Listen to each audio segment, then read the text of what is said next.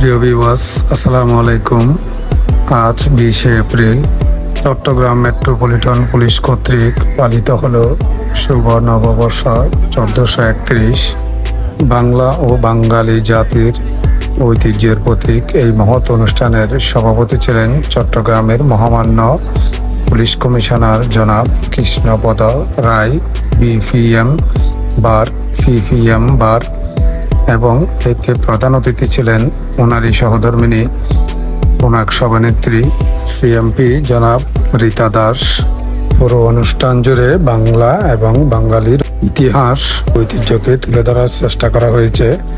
আশা করি পুরো ভিডিওটি আপনাদের ভালো লাগবে, তাই শেষ পর্যন্ত দেখুন এবং শেয়ার করে অন্যকে দেখার সুযোগ করে দিন।